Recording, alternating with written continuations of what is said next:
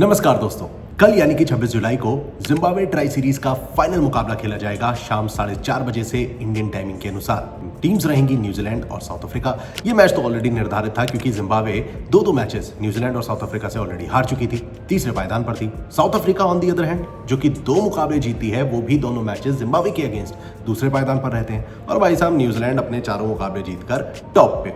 तो ये जो फाइनल मुकाबला है, अब इसका रिजल्ट तो एक तरीके से या कहें फेवरेट्स तो न्यूजीलैंड नजर आ रहे हैं। अब दोस्तों क्या ये मुकाबला न्यूजीलैंड डोमिनेट करते हुए जीत सकती है या फिर लास्ट मोमेंट में साउथ अफ्रीका ये मुकाबला निकाल ले जाएगी? तमाम अपडेट्स स्टैट्स आपको इस वीडियो में मैं देने वाला हूं, जिससे आप और हम एक बेहतर समीकरण को ढूंढते हुए एक बेटर प्रिडिक्शन की ओर बढ़ सकेंगे। तो चलिए फटाफट से शुरू करते हैं पिच रिपोर्ट के साथ। दोस्तों ये सभी मुकाबले जो हैं हरारे स्पोर्ट्स क्लब में खेले गए थे और ये फाइनल मैच भी यहीं पर खेला जाएगा। तो स्टैट्स के तौर पर जब हम इस ट्राई सीरीज को देखते हैं तो जो 6 मुकाबले यहां पर हुए उसमें से 4 मैचेस सेकंड बैटिंग करते हुए जीते गए हैं और महज 2 मुकाबले फर्स्ट बैटिंग करने वाली टीम ने जीते थे, जिसमें दोनों मुकाबले जो हैं वो न्यूजीलैंड ने पहले बल्लेबाजी करते हुए जीते थे। अब यहीं पर लोएस्ट स्कोर जो है वो जिम्बाब्वे का रहा 120 रन और हाईएस्ट स्कोर भाई न्यूजीलैंड के नाम 190 रन। दोस्तों स्कोरिंग पैटर्न पर भी गौर कर लीजिए क्योंकि यहां से आपको एक बेहतर अंदाजा लगेगा फर्स्ट इनिंग के स्कोर का। यहाँ पर जब आप नजर डालते हैं तो एक चीज तो तय है कि न्यूजीलैंड अगर पहले बल्लेबाजी करेगी तो एक हाई स्कोरिंग गेम बन सकता है, कंसिडरिंग उन्होंने यहाँ पर 2 बार, एक नहीं 2 बार बड़ा स्कोर खड़ा किया था। लास्ट मैच में ही जिम्बाब्वे के अगेंस्ट 190 रन बनाए, उससे पहले न्यूजीलैंड ने 173 रन बनाए थे साउथ अफ्रीका के अगेंस्ट। तो ये टीम अगर पहले बल्लेबाजी करेगी तो ये मुकाबला थोड़ा इंटरेस्टिंग हो सकता है और हाई स्कोरिंग भी देखा जा सकता है। अब यहीं पर जब हम बॉलर्स के प्रदर्शन की बात करते हैं तो इन 6 मुकाबलों में 67 विकेट्स चटकाए गए थे, 46 विकेट पेसर्स ने और 21 विकेट स्पिनर्स की झोली में गिरे हैं।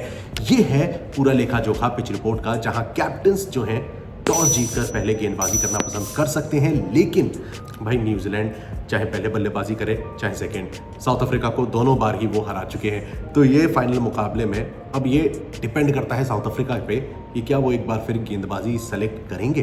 आपका क्या ओपिनियन है इस बारे में कमेंट सेक्शन में ज़रूर बताइएगा। दोस्तों हेड टू हेड कंपैरिजन पे गौर कर लेते हैं क्योंकि दोनों टीम्स के बीच अब तक 17 मुकाबले हुए हैं एंड माइंडेड 11 मुकाबले साउथ अफ्रीका ने अभी तक जीते हैं। 6 मैचेस में न्यूजीलैंड का पलड़ा भारी रहा है। ये दर्शाता है कि अभी तक इस ट्राई सीरीज से पहले तक साउथ अफ्रीका किस तरह से डोमिनेट करता था, लेकिन यहां पर लास्ट 5 मैचेस पे जब आप गौर करते हैं तो 3 मुकाबले न्यूजीलैंड ने जीते हैं और महज 2 मैचेस साउथ अफ्रीका के नाम रहे हैं। यानी कि ये जो 2 मैचेस इस ट्राई सीरीज में हुए थे वो भी इन स्टैट्स में इंक्लूडेड है। अब यहीं पर दोस्तों आते हैं प्रोबेबल 11 और टॉप परफॉर्मर्स पे। न्यूजीलैंड की बात कर लेते हैं। अब चूंकि वो टीम पहले फाइनल में पहुंची है तो उसकी बात करना जरूरी है। न्यूजीलैंड पर जब आप गौर करते हैं तो टॉप ऑर्डर में टिम साइफर्ट मिलेंगे, डेवोन कॉनवे को भी टीम में एक बार फिर लाया जा सकता है, Rachin Ravindra, mark Chapman, Bracewell, Mitchell Santner, ये कुछ ऐसे प्लेयर्स हैं जो कि इस लाइनअप को स्ट्रॉन्ग बनाते हैं। अब यहीं पर पोटेंशियल चेंज के तौर पर टिम रॉबिन्सन भी खेलते दिखाई दे सकते हैं, जिन्होंने डिसेंट अमाउंट ऑफ रन्स बनाए हैं 2 मुकाबलों में। अब दोस्तों बल्लेबाजी के तौर पर जब आप देखते हैं तो टॉप ऑर्डर में टिम साइफर्ट हैं जो कि 4 मैचेस में 166 रन्स बना चुके हैं, जिस 145 की स्ट्राइक रेट से, जिसमें 2 हाफ सेंचुरी शामिल हैं। और इन्हें सपोर्ट मिलता है रचिन रविंद्र की ओर से, जो कि पिछले 3 मैचेस में 96 रन जोड़ चुके हैं 152 की स्ट्राइक रेट के साथ, 1 हाफ सेंचुरी इसमें शामिल है।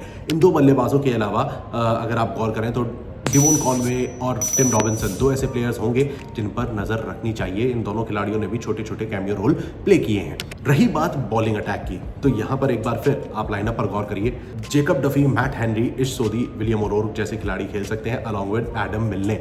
यहां पर दोस्तों 3 प्लेयर्स ऐसे हैं जिन्होंने शानदार प्रदर्शन किया है। सबसे पहले तो मैट हेनरी, जिन्होंने 3 मैचेस में 8 विकेट लिए, थोड़े महंगे जरूर साबित हुए हैं लेकिन भरपाई पूरी करते हैं।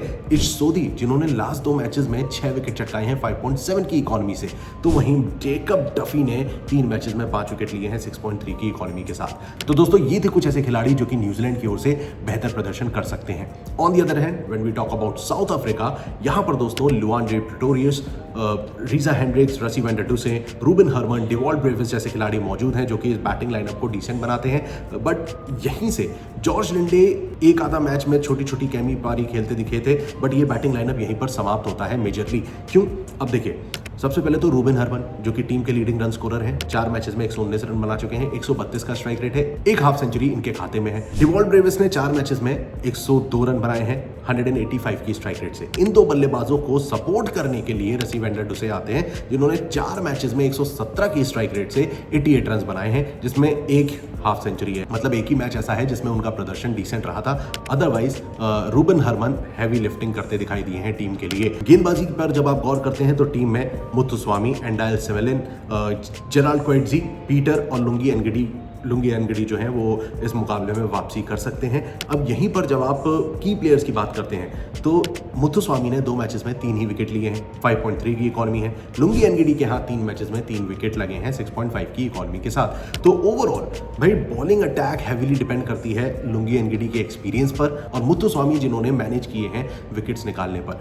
अब यहीं पर जेराल्ड क्वेट्जी, जॉर्ज लिंडे जैसे खिलाड़ी अगर अच्छे गेंदबाजी करते हैं तो टीम के लिए फायदेमंद साबित होंगे, क्योंकि जॉर्ज लिंडे ऑलरेडी 3 विकेट ले चुके हैं एक मैच में। But right now south Africa का जो बॉलिंग अटैक है वो थोड़ा सा वीक साइड में नजर आता है, जिसको ओवर पावर कर सकती है न्यूजीलैंड। अब दोस्तों, क्या आप मेरी बात से इत्तेफाक रखते हैं? क्या न्यूजीलैंड इस ट्राई सीरीज को अपने नाम करती नजर आ रही है? कमेंट सेक्शन खुला हुआ है, अपने जवाब, अपने ओपिनियन जरूर जाहिर करिएगा।